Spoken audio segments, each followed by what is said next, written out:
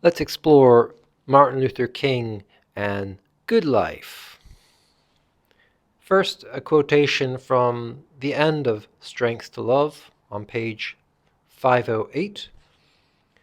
Martin Luther King writing, "The first 24 years of my life were years packed with fulfillment." Martin Luther King is our first author to assert he has a good life.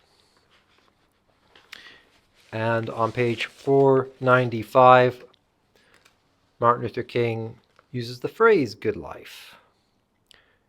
Interpreting sacred scripture, Martin Luther King writes, Jesus reminds us that the good life combines the toughness of the serpent and the tenderness of the dove. Let's explore our author's philosophy of life, what he says about human life, and in particular, good life. The most important insight for Philosophy 225 is that any human life shows variation. Any human life undergoes change, says Martin Luther King. Let's look at where he states this in Strength to Love on page 507. Reading on page 507, like the rhythmic alternation in the natural order, life has the glittering sunlight of its summers and the piercing chill of its winters. Days of unutterable joy are followed by days of overwhelming sorrow. Life brings periods of flooding and periods of drought. Martin Luther King uses incredible metaphors to talk about human life. He uses the metaphor of the seasons of the year. There are winters in life and summers in life. And he also uses metaphors of the landscape, the mountaintops of a human life and the dark valleys of human life. This reminds me of Louisa May Alcott's idea that any human life is composed of experiences, diverse experiences. I think this insight of Martin Luther King's agrees with our assumptions. For example, we distinguish like stages of a human life: childhood, adulthood, and old age. In short, no account of the good life could ignore this important feature of any human life, that it shows variation and undergoes change.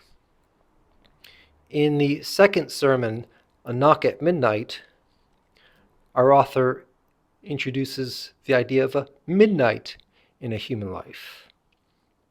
A midnight in a human life is when goals seem impossible.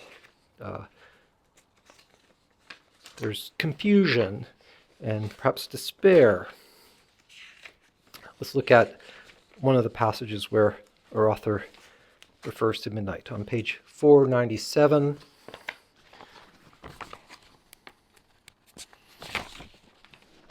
at the bottom of 497, Martin Luther King is talking about the 20th century and the result of world wars and the Great Depression. So, modern man faces a dreary and frightening midnight in the social order. This midnight in man's external collective life is paralleled by midnight in his internal individual life.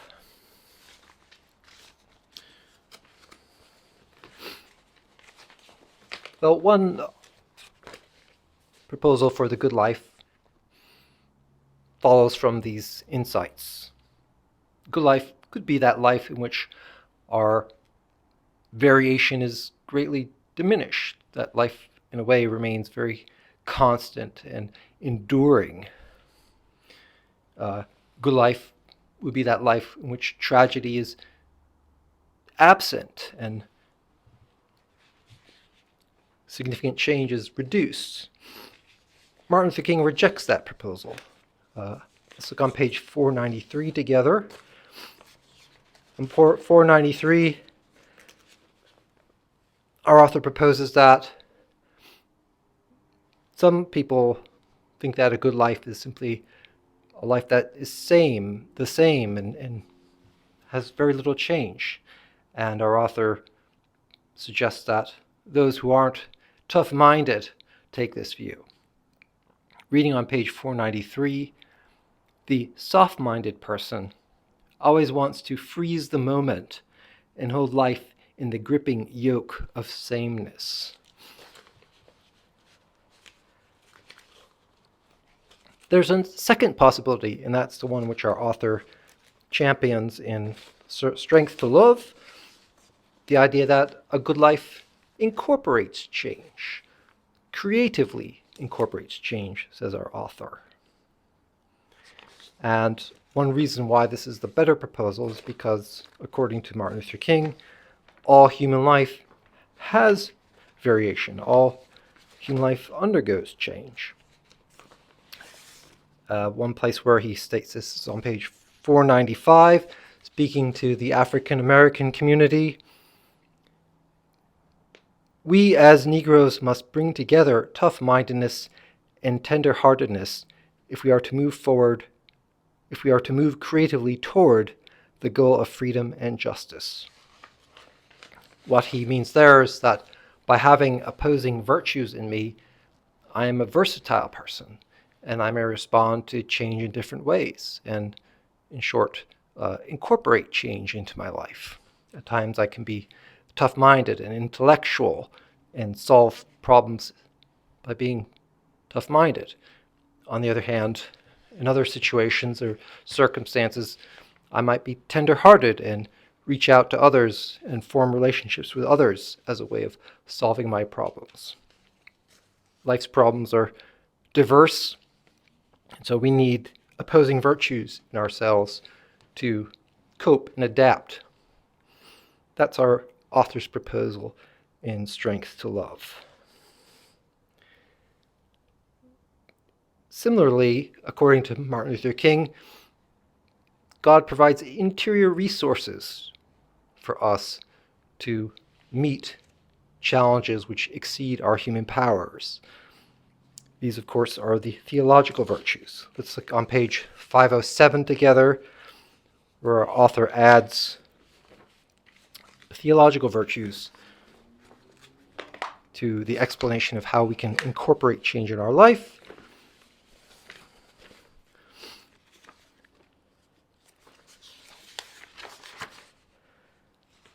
This is a quote we've looked at already. On page 507, Martin Luther King writing, "Let us notice, finally, that God is able to give us interior resources to confront the trials and difficulties of life."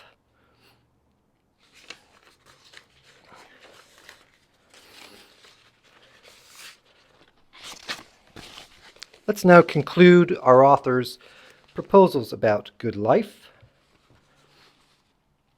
First, notice Martin Luther King's own life. Martin Luther King is a person committed to intellectual learning and discovery. Martin Luther King is a person committed to family. Martin Luther King devoted his life to church service and community organizations, and also civil rights protest. In short, Martin Luther King pursued the moral life. According to Martin Luther King, all areas of virtue contribute to the good life. The cardinal virtues, intellectual virtues, and theological virtues. According to our author, any human life shows variation. A good life incorporates change, adapts to new circumstances and new persons. Martin Luther King asserts that there is both an individual life and, moreover, a collective life. Areas of life are shared. So Martin Luther King is our champion, a third champion of the moral life, and Martin Luther King provides insights that may come from persons who belong to minority communities who face more adversity than many of us do.